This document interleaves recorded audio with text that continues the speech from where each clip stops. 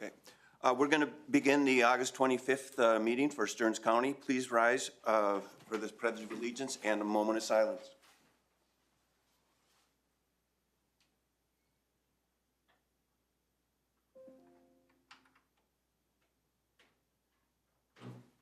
I pledge allegiance to the flag of the United States of America and to the republic for which it stands, one nation, under God, indivisible, with liberty and justice for all.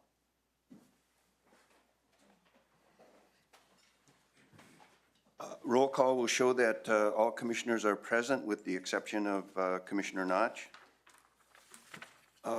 First of all, we will take a look at the agenda, approval of the agenda.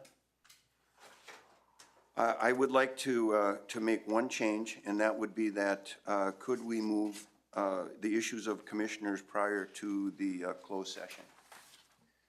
Okay. I'll move the agenda with that exception. Second. Okay, all those in favor say aye. Aye. Motion passes. The next item we have is a consent agenda. Board members, we have items E 1 through 10 with the exception of item 7. Move approval of the consent agenda with the exception of item 7. Second it. Second. Any other considerations on that? If not, all those in favor say aye. Aye. Aye. Opposed? Motion passes. Okay, we'll continue to move on to administration. Jill, I believe you have a presentation. Yeah, we'll pass it straight over to Neil, who's our HRA director. He'll be presenting on their budget for 2027. Morning, Commissioners. Neil Fortier, Executive Director, Stearns County HRA. I'm here before you today to respectfully request an increase to our levy.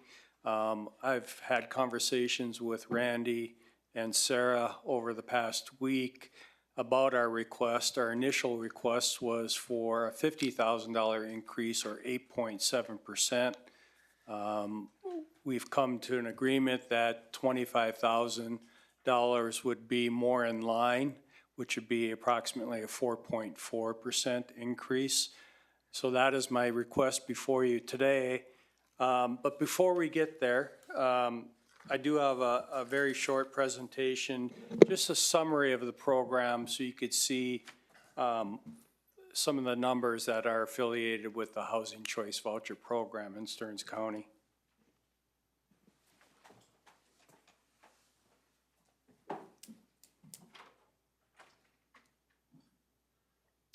Mr. Chairman, at your convenience, you don't need to do it publicly, but I'd like to know who was easier to work with, Randy or Sarah, when you had all those conversations. I had to make her blush a little bit. And Randy too, by the way.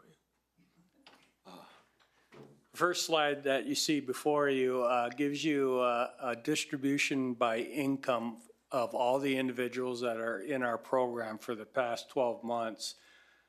You can clearly see that 94% of our participants are in the extremely low income category. And what that means is these individuals, these households, the household as a total, do not make more than $32,150 a year. So you can see that the program is helping those households with extremely low incomes. The only thing that I really want to point out on this slide is the average annual income of all of our participants in the Section 8 program. And for the last 12 months, that's $22,455. So it's still well below the 30% area median income of $32,150. A lot of people question, well, how much do these participants pay on a monthly basis towards their rent? And there's a lot of misinformation out there about, well, they don't pay anything. Well, that's not the case, and this slide is very clear that 22% of our participants in this program pay on average between $351 to $500 per month in rent.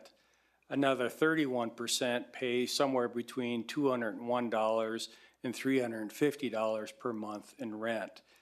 You can see of all our current participants that we currently have 0 that are paying $0 in rent on a monthly basis. So this is a significant change.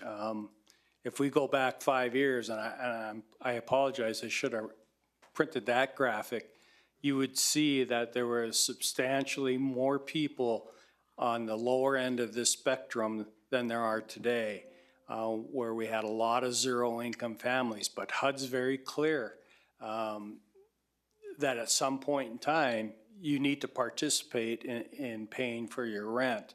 And this chart clearly shows that that's the case. One item here I want to point out is 34% of our households are made up of a female head of household with children. By far the largest number, and then our next largest number would be elderly, no children. So you can see the population that we serve. It's pretty spread out, but again, and this is true to the program for as long as I've been in this business, 34 years, female head of households with children always make up the majority of the participants. Distribution by household members' age, 34% of the household is made up of households between the age of 6 and 17, so which follows to the previous slide where a majority of the households are made up of children, and then 31% of our participants are somewhere between the age of 18 and 50. Length of stay in the program. We get a lot of questions about this from the public. You know, when someone's in the program, how long do they typically stay in the program? Right now, 36% of our participants have been in the program 2 to 5 years. We do have 10% of our participants that have been in the program over 20 years. Now, if we were to dive deeper into that particular number, you would see that they are elderly, disabled households. That's it for my presentation. Again, after discussions with Randy and Sarah, which, you know, I went home that night and just about had a nervous breakdown.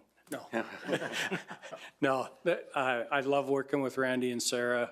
It's been a very pleasant experience over the last 8 years.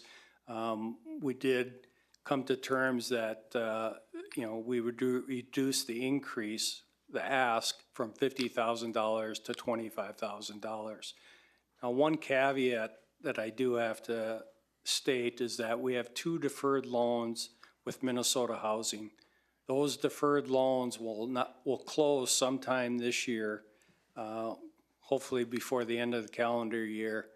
And at that point in time, we will be required to set up 2 funds. One is a reserve and a replacement fund, and that'll be a restricted fund, and that'll have to be funded to at least a minimum of $450 per unit per year. We have 78 units.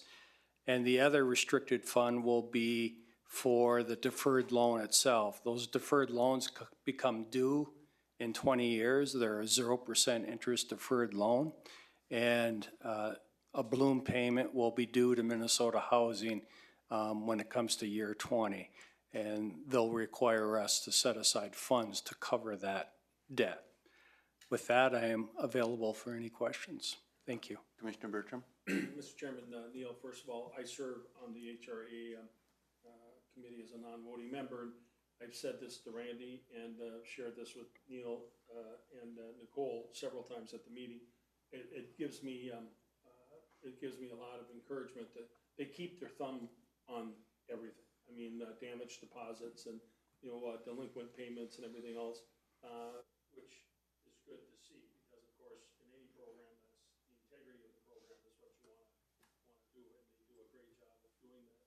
And I appreciate appreciate your willingness to cut back. We're trying to do this top to bottom, and I, as one, appreciate your willingness to do that. And when these programs are, we always talk about health and human services. There's 5 programs, basically, and a lot of our residents are on all 5 of those. And a lot of those residents that are on all 5 of the health and human service program are also on this program and other programs. So it is good to have some skin in the game and have some payment made. And that is a huge misunderstanding in the public that there's at least some participation, because if there's some participation, there's some responsibility to that. And the goal with all the programs are not to have them stay on forever. It's a gap funding. So just for what that's worth, one, you do a great job with what you do, and 2, with all the restrictions on the federal and state levels of what has to happen, and then 2, you manage the operations extremely well. Thank you for doing it. Thank you, Commissioner Bertram. Commissioner Johnson? Mr. Chair, I'd like to move that we approve $600,000 for the HRA levy request for 2027, an increase of $25,000 from 2026.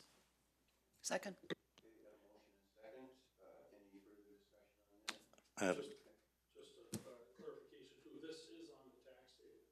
Right. On the property tax, for people's purposes, it's a levy, it's there, it's identified as it should be, but this is what it goes for, so just to clarify. Mr. Chair? Neil, I think your slides were very valuable, and if possible, I'd like to get a copy of them. Certainly. It's good information for us to have when we're talking with the public, for sure. I'm going to call the question, and I got a couple of comments into. All those in favor say aye. Aye. Aye. Motion passes. Opposed? Motion did pass unanimously. Yeah, Neil, I wanted to say also, I appreciate the demographics on those slides, and just taking a look at that, how important this is. And of course, we've got considerable amount of attention also with homeless and with a place of hope, Salvation Army, Lincoln Center, and now Vivo coming, okay? Now, those folks are also transitional. And so do you find it that they are approaching the opportunity then to come for Section 8 housing to you, so that we get those folks from the shelter to affordable housing, and then is that what's happening? Commissioner Persky, yes, that's exactly what's happening. So we have a great relationship with all those entities. And the goal is to move them from transitional to housing choice voucher or Section 8, and then eventually off the program. So that's how this works with our demographics, our homeless demographics. That's the whole hope, is that they get the services and the housing needed in order to to move through the spectrum of housing. And then you also, we have a greater demand than we have opportunity. How many folks would you say are families that would be on the waiting list to get assistance? Currently, we just reopened our wait list. We have 189 on that particular Section 8 wait list, and that will take us approximately 18 months to get through. But we also were awarded a program from Minnesota Housing called the Bring It Home Rental Assistance, which is specifically for the state of Minnesota. And with that, we have 67 vouchers that we can hand out, and we have 88 individuals on the wait list for that particular program. The one thing, if I could, Commissioner Persky, is the homelessness issue right now in Stearns County is escalating. More so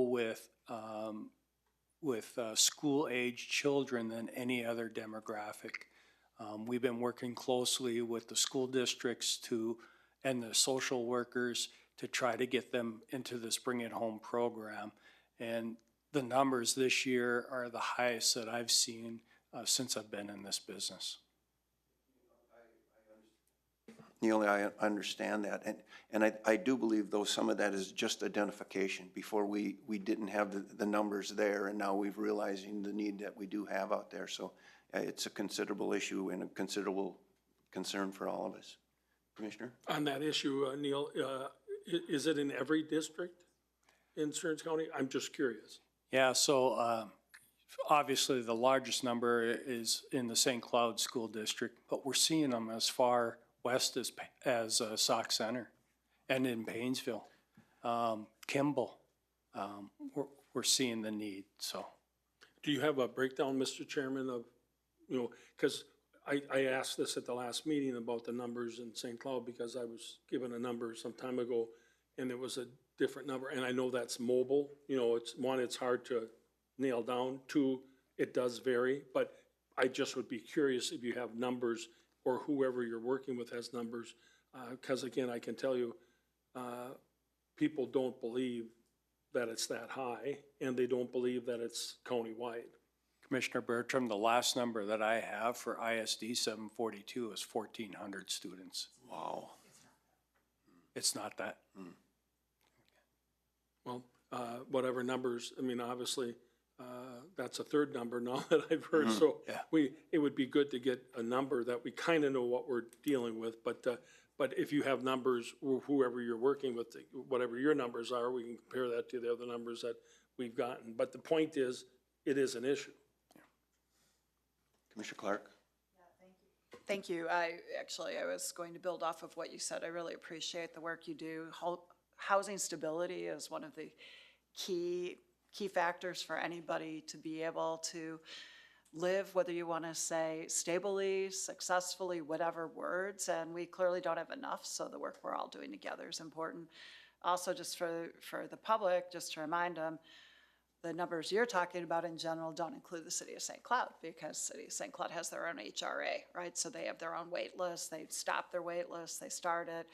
And it also doesn't then factor in kind of the rest of our region because we all have to deal with our boundaries. The number, my understanding is the number of kids is high. As you said, Commissioner Persky, a lot of it's about counting them, right? They could be couch surfing. It also could be one night. So it could be any night that a family doesn't have housing is too many. These are not ongoing housing numbers. It does absolutely show that for all of our work, for adults that have significant and severe and persistent mental illness or substance abuse disorders, we don't really have enough of the right places for families with kids. And let's face it, their parents just want stable housing. So the more we're able to do together with the state and MHP, that's really great. So thank you. All well stated, Commissioner Clark. Without, if you are not housed, you cannot address any of the other issues until that basic need of housing is taken care of. That's right. Thank you. Commissioner Johnson? Actually, I was going to reference the St. Cloud HRA, which Commissioner Clark already did, and just express my appreciation for what you're doing, Neil. Thanks. Thank you, Commissioner Johnson. All right. Thank you, Neil. Thank you. We'll move on to the next item. Oh, Mr. Chair, I just wanted to mention, typically we have the Housing Trust Fund resolution come at the same time as the HRA one, but this year we will be bringing it on September 15th. okay, good. All right. And that's 200,000, that's what it's called for in the resolution, and we've been doing that now for a few years, so. Okay, and that'll come in next meeting or so? Okay. Okay, we'll move on to Public Works. Chris Bird, you're on.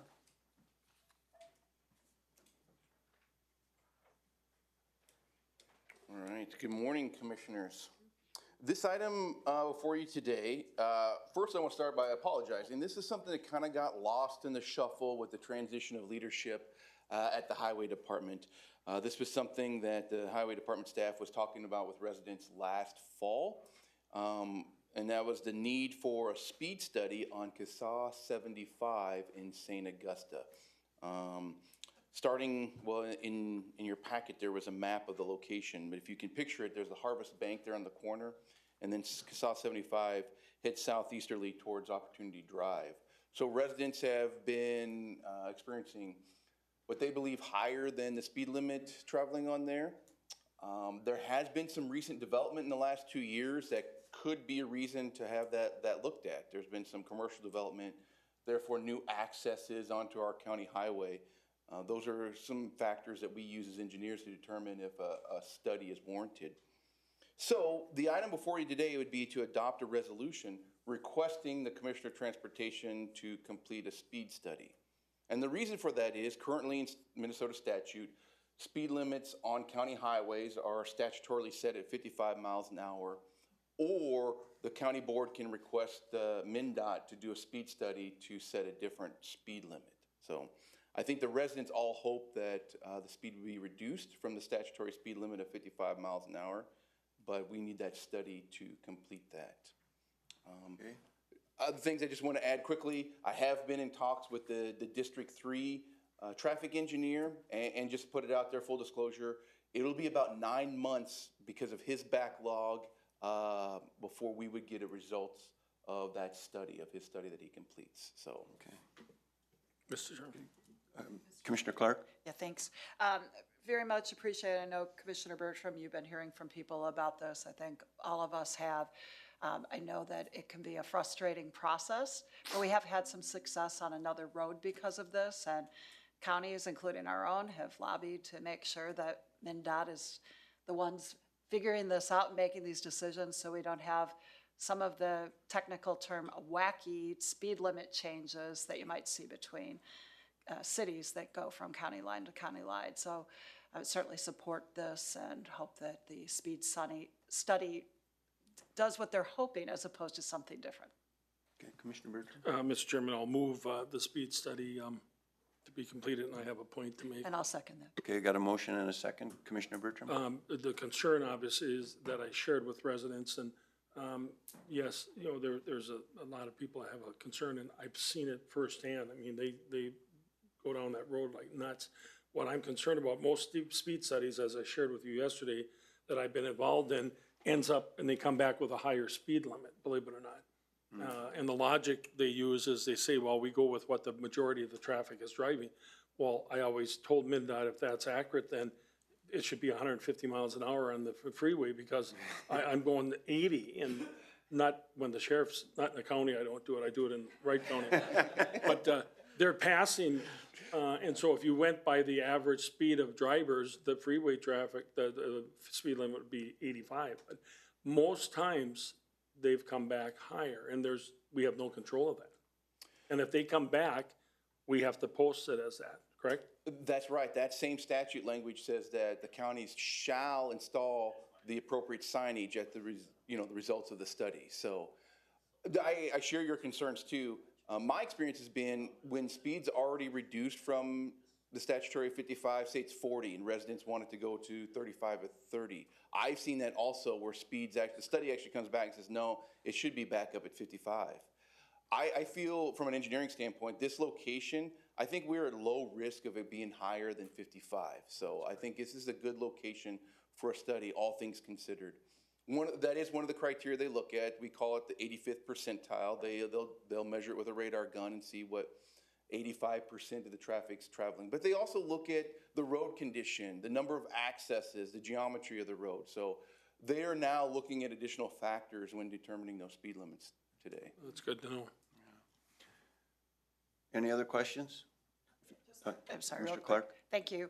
Yeah, the other one, the one that was successful that went down the other way, had been a really weird mishmash between two cities, and there was a school district, and we still have issues on that challenging road, but it was maybe one of the few, and it's an example we point out to the legislature that it can work. And the other question is, are there other safety tools we can or should be deploying? I know there was legislator in a suburban area that really just wanted counties to be doing this all on their own, and there was lots of issues with that, right? Lots of issues with that, including money, among other things. But, you know, the place that she was talking about was really a busy community street, and there was other tools. It's just that people were driving through too fast. So, you know, I don't know if there's anything else that, you know, can be done with that road, but hopefully it'll come back at maybe a safer amount for the residents. Yeah, good points. Thanks. That's all our goal, is to have safe roads and highways. Okay. Chris, and then one other thing, you referenced speed limit on county roads.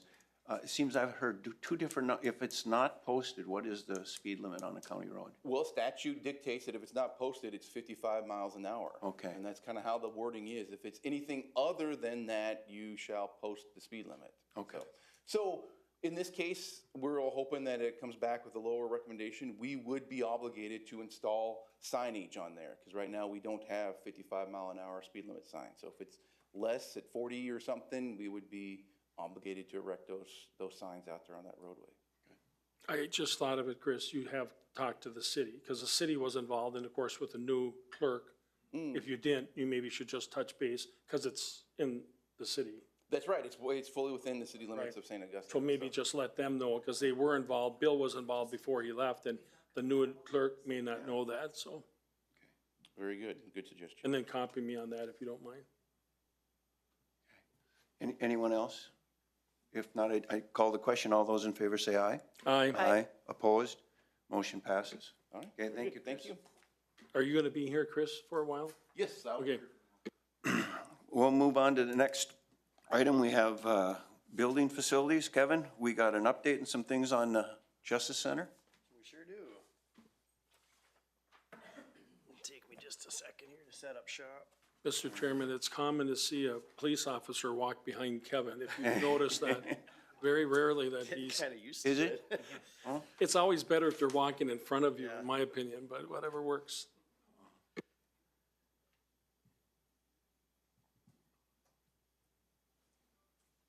Take just a moment here. So.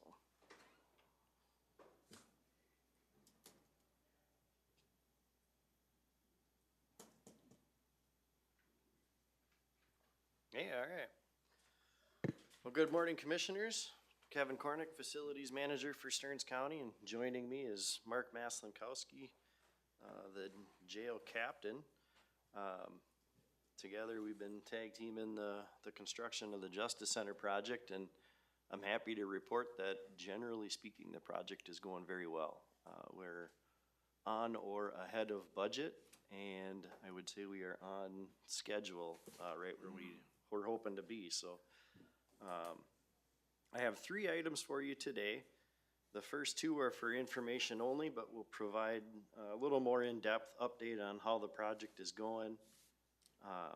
The second will be some information on the sales tax collection. That's the 3/8 cent sales tax that we're receiving. And then the third is to approve a change order to the earthwork work scope.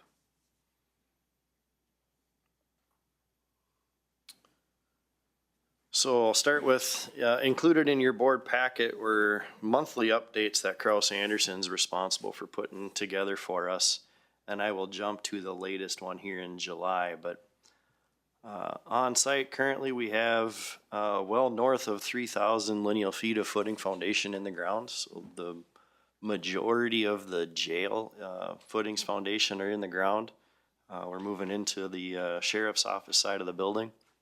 The perimeter footings and elevator shafts, footings and foundation are in for the courts tower. They'll be starting on pad footings and some of the underground work in there probably in the next week or so. Starting next week, you'll see our tower crane start to climb up in the air. That'll be up 200 feet to the peak, and then another pair of crawler cranes will start to get put together in anticipation of our first walls going up on the 8th of September. So. Kevin, if I can interrupt. Yeah, absolutely. And that, I was gonna ask, as far as getting walls up, are we gonna be able to get walls up, so will construction be able to continue through the winter? Yeah, the plan is to have the jail erected, roofed and temporarily heated so we can do all our masonry work in there over the winter. And then the courts tower will continue through the winter. There'll be some sheltering and some temp heating, because that you have to put the steel, pour a floor, put steel, pour a floor. It's kind of a stepped process. So they'll have to do some sheltering on that to make that work. But Then I'm gonna just move forward to a longer range question. Are we gonna be opening all in one session, or are we gonna open perhaps the jail first and then the Justice Center? Is there a need to open it all in one day, one ribbon cutting? that's a great question. The intent now is that we have a transition that allows us to kind of shut the switch off here and move out there, especially when involves the justice system in particular, think jail and courts. You know, dispatch can kind of move when that part of it is ready. You know, investigation, some of those other supporting functions, you know, we'll move when it's time. We're not up against any real timeline. So when the process is there and we're comfortable with it, we'll make the move. But I would say the justice portion, the jail, the judges, you know, that stuff, we'll have a date where that just starts on another site. Okay, Commissioner Clark, you have a question? Yes, thank you. And this is because we do have other people listening, but maybe it's good to remind us too. You and I talked about this last week. Can you just reinforce why it takes till 2029 versus sometime in 2028? I don't know Yeah. about others, but I regularly have people surprised still. Yeah, it's all in just the sheer amount of infrastructure and parts and pieces and the type of construction that we're doing. You know, it's not just putting up walls, but they're concrete, there's reinforced steel, they're core-filled walls, there's a lot of them. And then you think just the infrastructure between, you know, just our normal computer data systems as they are now, and then you have security electronics and you have site security and court IT and all those things that got to exist in one spot. It's an astonishing amount of just infrastructure that, you know, the footings, foundation, and walls are the easy part. It's all the other parts and pieces and technology that goes into making this building work that really is going to take that time. And then, you know, we're hoping April, May of 29, that transition period is going to be pretty significant. You know, that's going to take us better than a year. I've told other staff that, you know, design is about a third of the project, construction's about a third of the project, and that transition piece is probably the last, you know, third of what we're going to be doing here. So, Okay. so we're not halfway yet. Okay. So,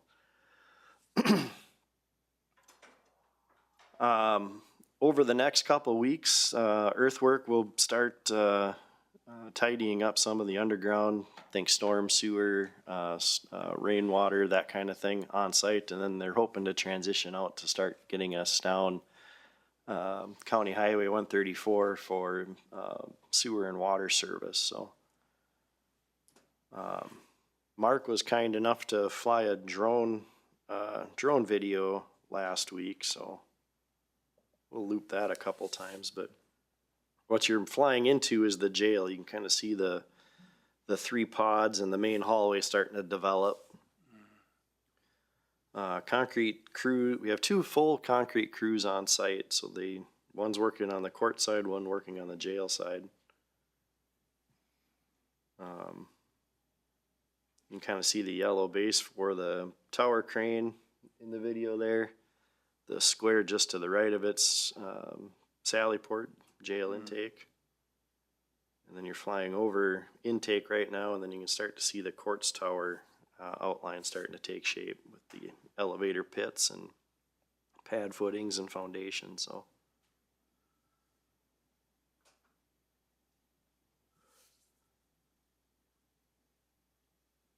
So big site. You don't want to forget something in the trailer. It's a heck of a walk to go pick it up. So, any questions on progress? Members, any questions? Kevin, were we gonna get a camera out there too? Were we talking about a live camera just? We do have a camera on our website. It takes a picture every 10 minutes. So it's not live, but it puts a feed up every 10 minutes, takes a new picture of the site. And then internally, of course, we have some surveillance that different streams are available to different folks. But that would be the one if you're curious at what it looks like today. Okay. The Seen any county deer out there? No. You know, Just curious. the odd part is right now there's a 40-foot hole in our fence where the other roadway is going to be, and we just haven't worked out there yet. And the amount of deer that can funnel through a 40-foot hole is just staggering. But they don't mind us out there one bit. We can be working and pouring, and they just do their jam. So we got deer and turkey pretty steady. If no other questions on progress, like I said, schedule, that update had kind of a 3 or 4 week look ahead. September's gonna be a big month. We start precast, we start steel erection on site. We'll have, the electrical contractor doing a lot of underground conduit. Plumbers will be doing all their deep utilities inside the building. There'll be a lot of bodies running around, a lot of equipment, so it'll be a hectic site. Okay. Just one question. Where's the precast coming from? The precast contractor's Wells Concrete. Oh. The majority of the wall panels are coming out of Albany. Most of the structural components are coming out of Wisconsin or out of Rosemount. Okay.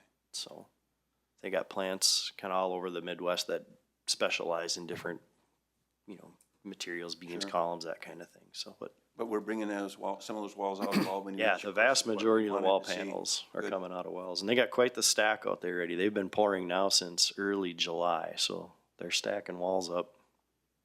They got quite the pile. And when they hit the site, just straight walls, they'll do about 12 panels a day. Oh, So they'll do about 140, 150 feet of wall a day. And then structure goes even faster than that, so. When they show up, they'll move. The last part of our update here is a look at the budget. I printed you a copy, the biggest paper I had downtown here. So hopefully you can see it. But as I said, to date we are right on budget, right where we expected to be, or doing really well. And the number I want to kind of cue in on, let's see, I'll give you kind of a 5,000 foot overview here. So on the top, you'll see on the left side, the construction budget that the county board approved back in March of this year. So that's the 291 million, and then the accounts below. The next account is actual costs paid by the county. So our internal finance team and Kraus Anderson's finance team are both running books side by side, and at the end of the month, they get together and compare. And the last 2 months in a row, we've been to the penny. So Taylor's doing a great job for us there. The next column, the projected or forecast budgets, really math from what the last column is. So if you look at the very last column on the right-hand side, that's our budget as it sits today. And so as you go down, the number that Mark and I watch the closest are these contingency dollars. So if you, as the contracts, as we get change orders in and out, as we're spending dollars that weren't accounted for, or we see savings and we're taking credits for different things, the contract value will go up and down, and this is where it offsets. So as you can see, back when we approved a construction budget back on 3/10/26, we had $10.3 million in contingency. Through that buyout process, savings offered by contractors, value engineering, that number's climbed to 12.65 million. So we're ahead, if you will, through quite a few different savings that contractors had offered, some value engineering that our architects and engineers have seen. So we're doing really well. Questions on that particular part of it? Commissioner? Mr. Chairman, how do you track when you say you're on budget? What do they submit, the contractors, or what do they submit billing for? Or how often? Weekly, monthly? Sure. We take contractor invoices every month. So invoices are due on the 25th of the month to Kraus Anderson. It takes them about a week to vet them out and make sure that they agree with, because you can bill for materials if they're stored properly, and then you bill for your labor and all the other different categories that we have them broken down in. We get them usually that first week of the following month, and we're trying to turn around and have them paid by the 20th of that. So if they submit on the 25th of July, we're hoping to pay by the 20th of August. And then, Mr. Chairman, then we're reviewing them Correct. additionally. Yep. And that's where you say that they've been matching, which is Yep. a miracle. And really what we're looking for is to make sure that we're not paying for change orders that aren't fully executed, that we agree if they say we're 10% of the way in, you know, are you 10% of the way completed?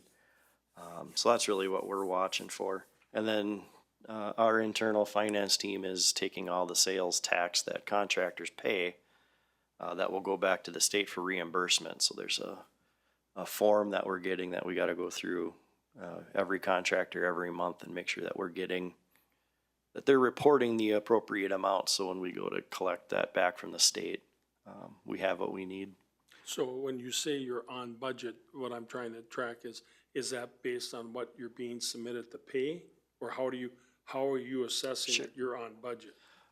When I look at the budget, I look at the contract dollars that's currently approved. So if I have, you know, original contract and 3 change orders, you know, did they change order up and down, and am I generally where I expect to be? And so far, I would say we're slightly ahead of where I expected to be.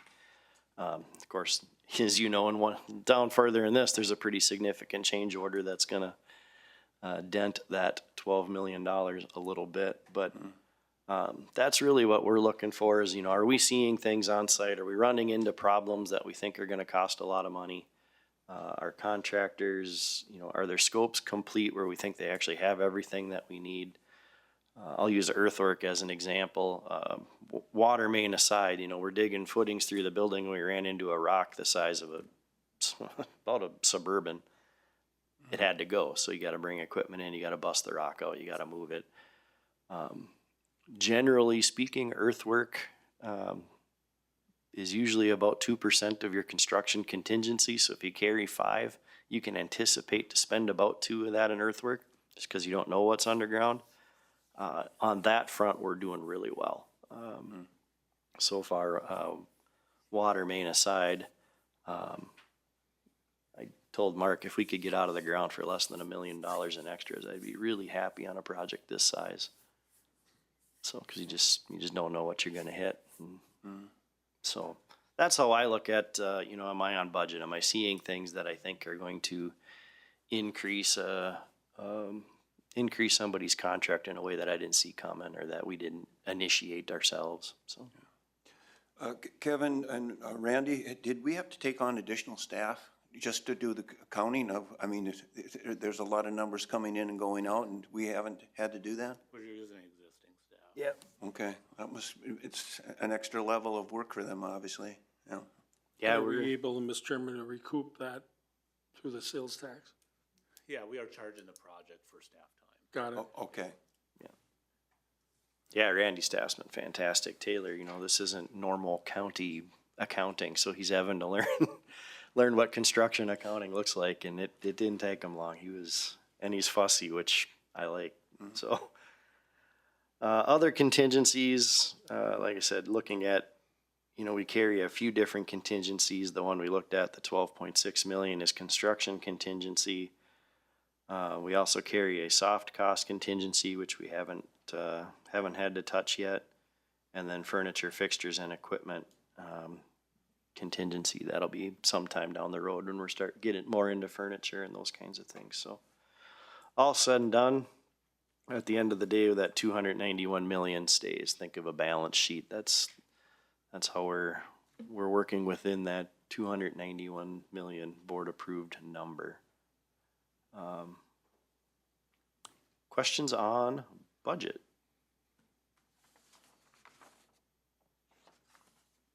I guess not. Okay. Good. The second item we have for you on the agenda, Randy and Sarah and the team submitted just a quick look at how our sales tax collections are going. I don't know if Randy, if you want to Sure. speak So to that. Yeah, as it said, we've collected 14 months of sales tax. We actually started in April of 25, but there's a delay from getting those, and the projection was 1.1 million, and we're getting just over that, about 11,000 a month over that. So right on projection, very good. In December, we'll pay $7 million, and then next year, principal and interest, we just over 15 million. And so we'll be able to pay that with without using any property tax proceeds, so right on plan. Okay.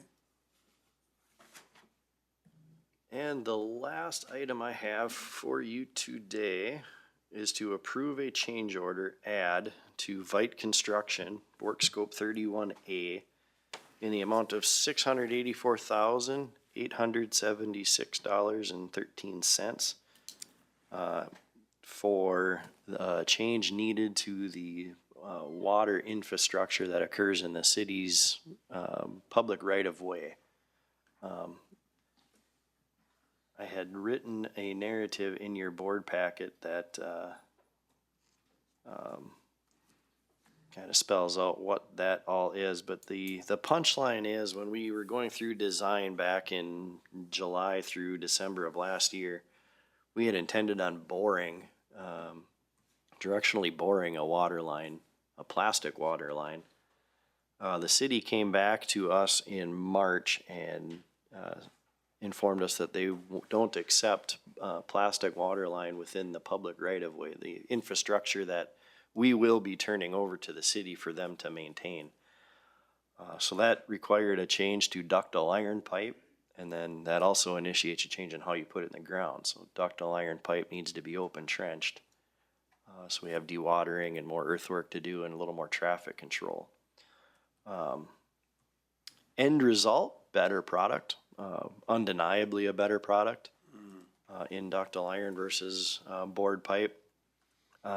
And one other advantage, we had been fighting a little bit of pressure drop, at least when you work the engineering on site, just because it's so far off the other main infrastructure. If we're open trenching, we're not limited to the size of pipe we can put in the ground. So by increasing the size of that pipe, we've eliminated a lot of those concerns on site. In fact, we were able to unwind an alternate that we had at bid day. So we had set aside $400 and some odd thousand for an alternate to add a loop water line down Old Highway 52. And the engineering is showing that that loop water line isn't necessary with this additional pipe size. So we're able to take that credit back. So the additional work is about $1 million. You take that credit from that alternate off, and you are left with that 600 and change $1,000 change order. Commissioner Johnson? Is that 680, whatever, gonna come from that 12 million contingency? So it'll drop slightly under 12 million. Yeah, that is correct. And I'm just gonna add an extra comment that has nothing to do with this. Starting last Friday, my computer was spinning constantly. Couldn't get at any of these documents. I spent a couple hours with the IT people yesterday. They uninstalled Adobe, reinstalled it. My computer has shut down 3 times since we've started this meeting, which is very distracting. And I am paying attention to, but I'm not able to necessarily see. Well, if there's any part of this you want to see closer, I'm happy. No, that's happy to fine. pull it I up. just want you to know that I'm just working on this here. And I've heard that other people have had sort of the same issue, so the IT people probably need to be informed. I know we've been having the same kind of things, and it's just trying to keep up with all the data security and things that they need to keep up with. It's a lot of updates. Yeah. Thank you for the answer to the question. So if no further questions, I will, the recommended board action is up on the screen. Mr. Chair, I'll move approval. Okay, I've got a motion and a second. Before we move it, any other questions or concerns? Mr. Chairman, just again, remind us how that change order comes in, who looks at it, what basis are you included on to verify all that? Again, for the public. Yeah. And it's for our benefit. It just doesn't get asked for and get approved. I mean, there's Correct. a process. So when once you have a contractor under contract, the change order process is very specific. It allows us to ask for unit pricing. It allows us to ask for breakdowns. It caps what they can charge for overhead and profit. So as you look through your board packet a little bit deeper, you will see what we require for a breakdown anytime we get a change order that's post-contract. So for that utility, I'll pull that one up here. So this is for the cost of that water line. So Vite as a contractor will have labor in the amount of $26,820, materials $37,000, and then a self-performed total, which they can then add a maximum of 10% profit and overhead to. And then you go down, Vite has a subcontractor, CNL Excavating, that's doing the utility work. CNL provided them a cost of $880,000. Again, if it's a subcontractor and the prime contractor doing the work, their profit and overhead is capped at 5%. And then you have a subcontractor total, and it makes the cost of the change. When you go down a little bit further, we actually ask them to break it down into particular working titles, so foremen, operators, laborers, what equipment they're going to have on site, and then break out their subcontractor proposal. So they're going to have some clearing, the CNL utility work, some silt fence, some seeding, trucking, that kind of thing.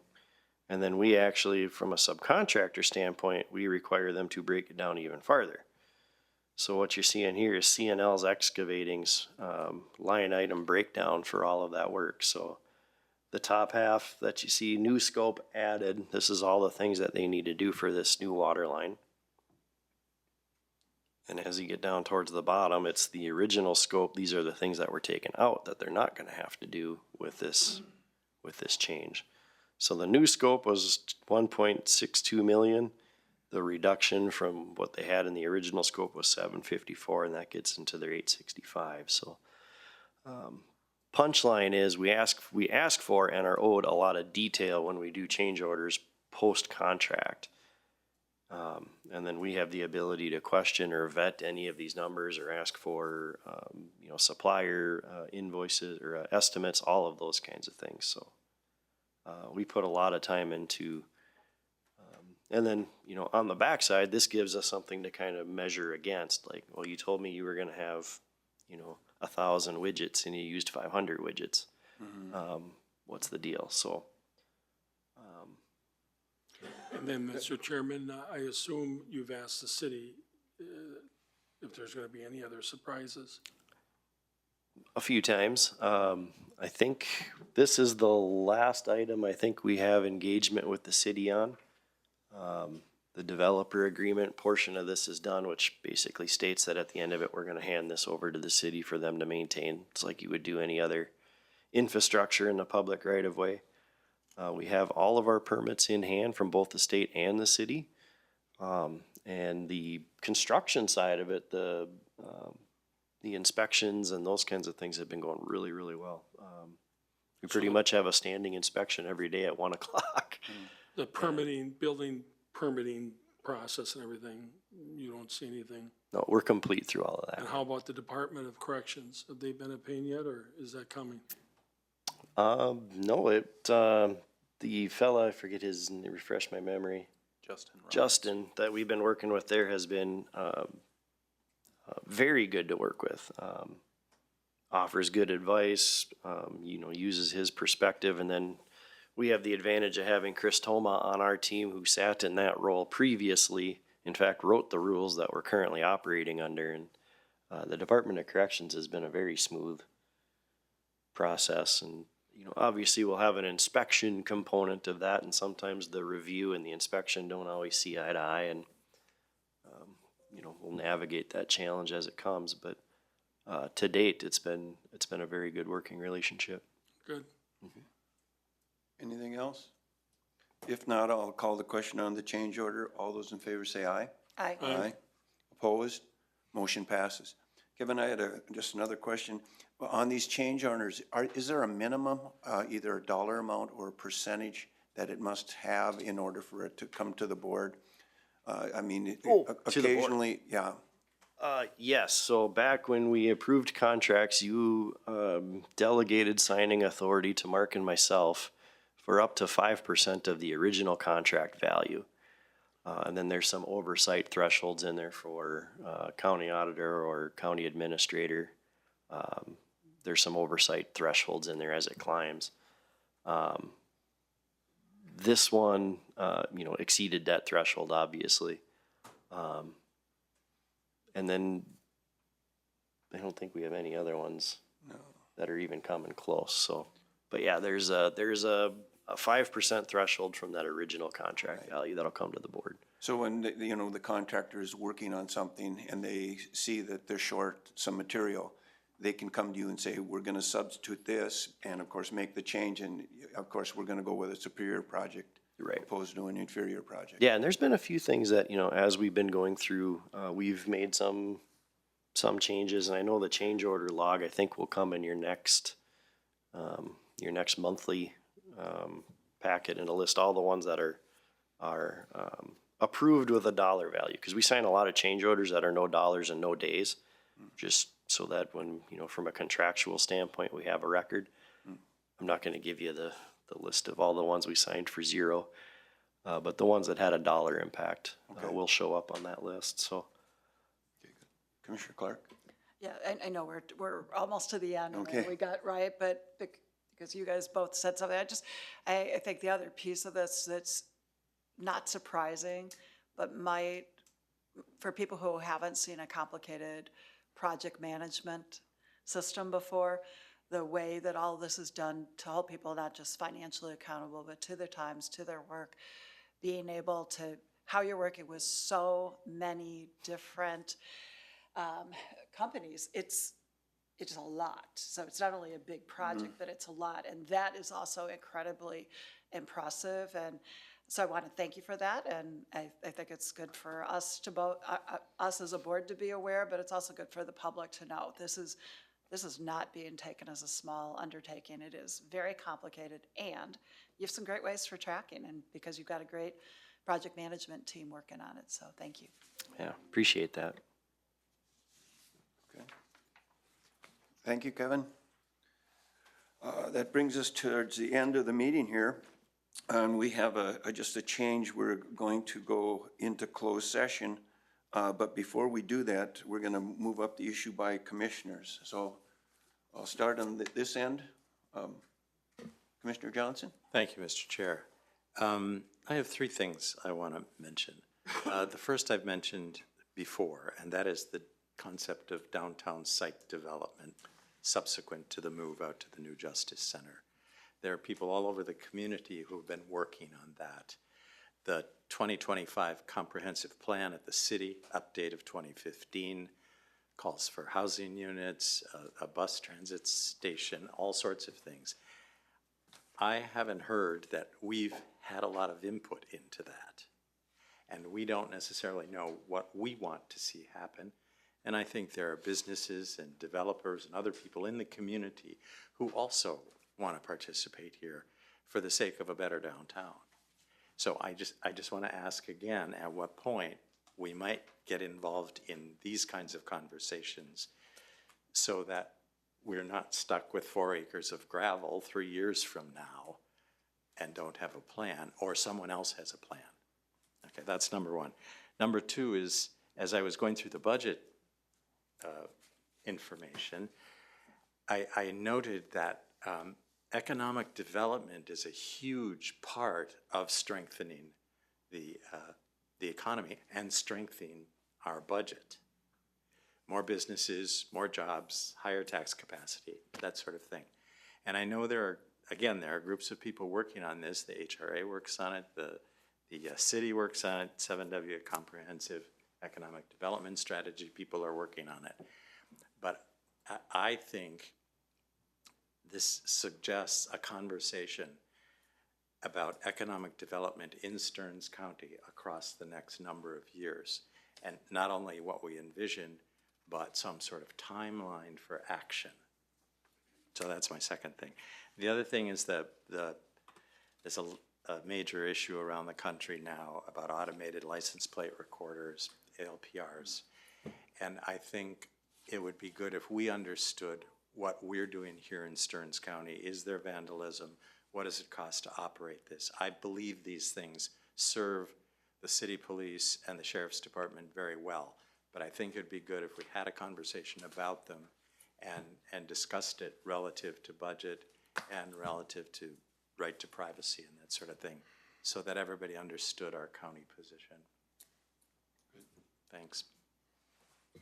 Commissioner Clark? Yeah, certainly those are all really good and important issues. Ditto in the idea of the steering committee. We've talked about that before. I'm guessing once Andrew comes, we'll get a chance, because I think at least from the downtown standpoint, we were hoping to have something going by the end of the year. So hopefully that will still be the case. So two things, and I'll try to do them pretty quickly.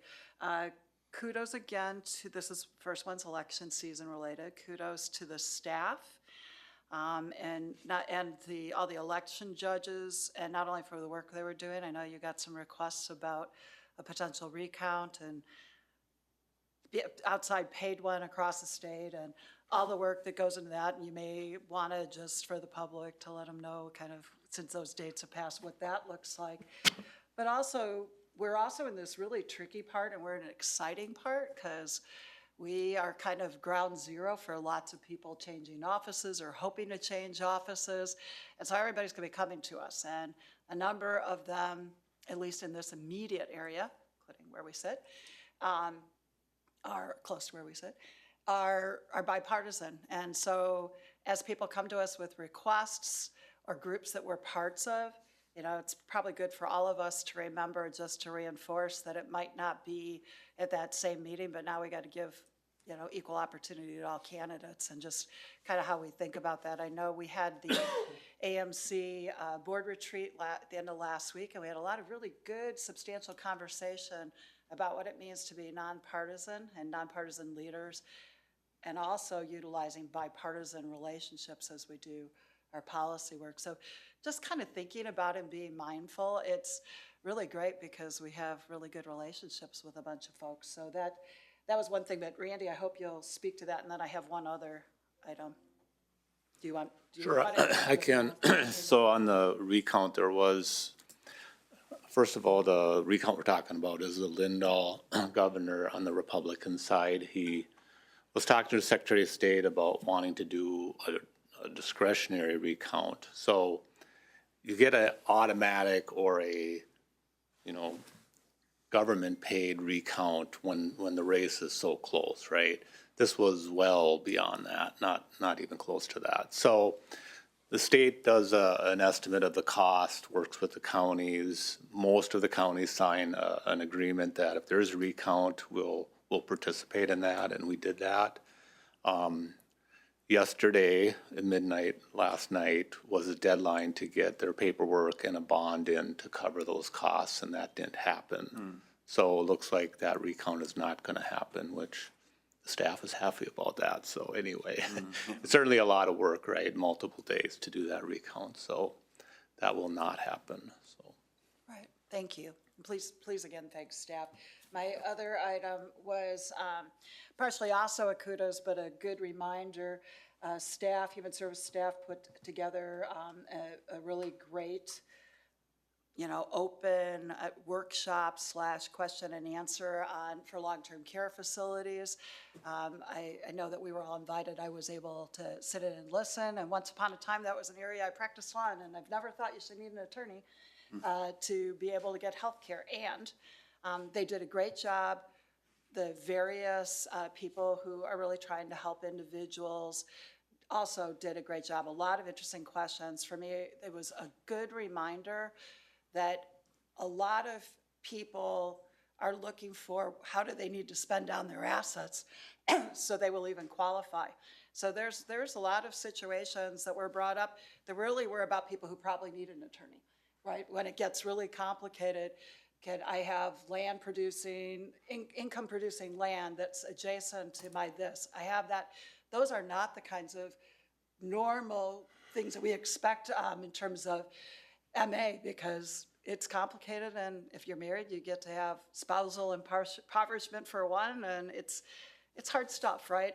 So it was a good reminder to me, especially in getting the same email I always get, like, who are you really needing, because you might just need an attorney. And then the second part that they were good reminders was how many families go sideways in this, because I may think it's supposed to be, my and my brothers might think it's supposed to be our inheritance, where the government understandably says, you got to pay for your health care first.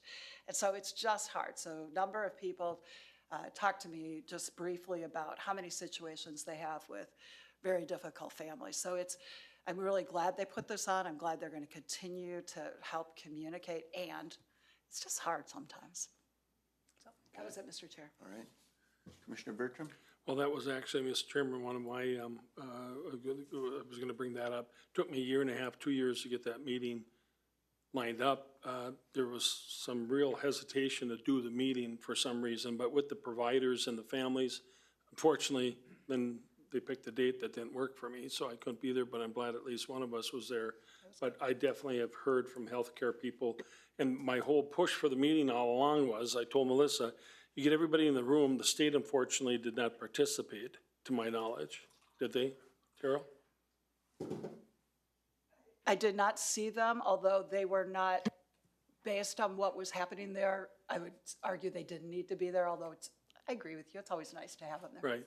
So Mike didn't know as of that morning if they would be there or not, but I was hoping they'd be there, because so many times Melissa and her staff have said, well, it's the state's fault. This is what's not happening. And my goal was, if we get the state there, we get the county staff there, we get the families there, we get the facilities there, then everybody can be on the same page. And for whatever reason, I've been involved with some of these issues more probably intimately than I should, but it often comes down to, the family not understanding that mom and dad had this, or many times mom didn't know that dad had this property or this asset. And so if we get them all in a room, my hope was, and I think this accomplished it, the facilities will be more likely to make sure that the residents or the potential residents are filling out their paperwork right, because it only slows everything down for them. So just having the conversation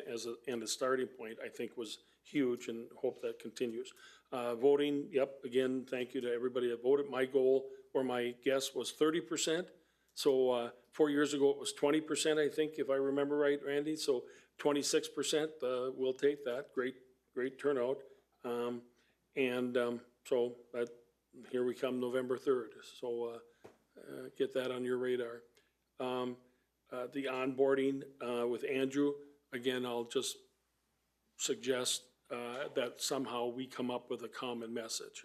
I've asked a couple times for this, just like Bob's saying about the downtown with the, what should Andrew, what should he be told and informed of from a unified leadership team, board member? These are kind of the 5 principles, or these are kind of the 5 things that you should have on your radar. I don't know how we do that, but I think we should kind of have some, because right now I don't know what he's being told, and I think that's critical.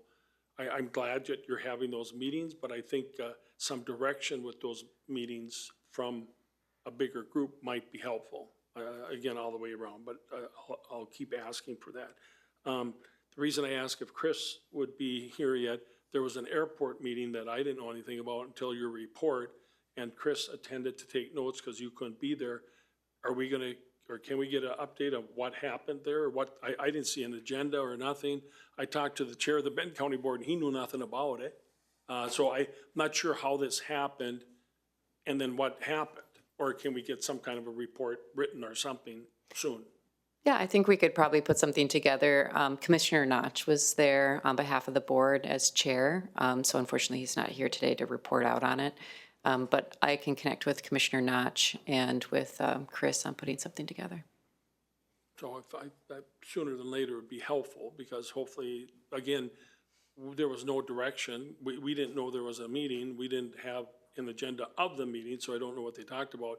So it's hard to kind of go represent the board when we haven't had that discussion, in my opinion. And then in your report, which is very helpful, thank you for doing those reports, just like the report on the Justice Center is very, very helpful to keep us in the loop, and your report is very helpful to keep us in the report. There was a mention of the second assistant position, and that might start sooner than later. My understanding was that we were going to wait until Andrew kind of got here and to make sure that there's a need for that. And my support for that second position, based on a lot of things that are happening and continue to happen, kind of may have changed a little bit. So before we really just firmly move ahead, one, I feel Andrew needs to get his arms around it. And then two, we might have to have a rediscussion of that at some point with him and you on where things are, so. Mr. Chair, I don't know if there must have been miscommunication on my end, but Andrew and I, when we were talking about it, he wants to wait on any recruitment until the first of the year. So it will be, he wants to be here and for a couple months before any recruitment discussion begins. And my point is, even if we do that, I mean, again, once he's here, 3-4 months, gets a feel about it, and then everybody may see something different on that. I think we should have a discussion before it just automatically happens. So that's the understanding. It's not just gonna automatically happen. Although, Mr. Chair, we did vote on doing both of those. We did actually vote on it, so it would take a vote to undo it. Correct. So if you, that may be something you decide you want to pursue, but we've been pursuing and moving forward that we would be having the 2 deputies. He got hired knowing he was going to have a second deputy. So there's more things we can talk about, obviously, later, but that would be undoing a decision. It wasn't just a conversation. Which, Mr. Chairman, I really don't want to get, during issues for commissioners, I don't want to get into a debate, but certainly we've done that before. So I understand it would take a vote, but a lot of things have changed since we had the initial discussion, in my opinion. We said, should we consider it? And that was the discussion I remember. But I think, and if we need to put that on an agenda, then that we could have a revote or a different vote, that would be appropriate then. But I think we need to have a discussion. But again, in my world, from what I was told or understood, was he would be here for months before, because how can he be here for 2 months and then realize, yes, we definitely do need one? And then the whole reference to assistant and deputy, have we made that change? We have made that change, because I was confused on that. So both for your position and for the potential new one, it will be deputy. Got it. Okay, that's it. Thanks. Just on that last item, see, when I understood we were going to pursue that, I didn't think we were going to actually set the process and say we were going to put those positions in.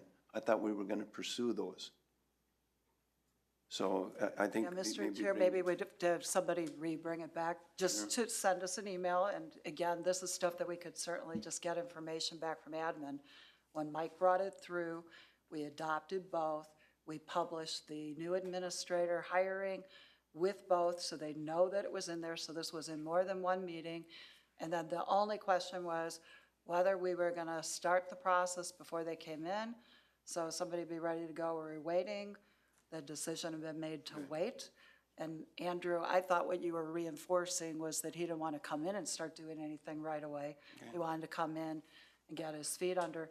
But remember, this also is breaking up the direct reports, and a whole lot of other things, but we approved all of that. Okay, that's my understanding was I thought we were going to pursue the issue. Okay. Moving on, first of all, Jill and Randy, do you have anything else for us before we close today?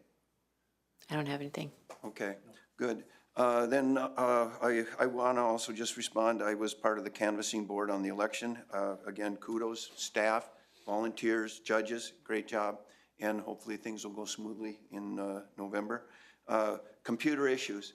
Last 3 days, I have had issues too with my computer. And so I don't know if it's something that in the process, because it was also asking me for my ID and password. and which it hadn't done before. So, and time was slow on that. And one last thing is, we're turning the calendar here shortly.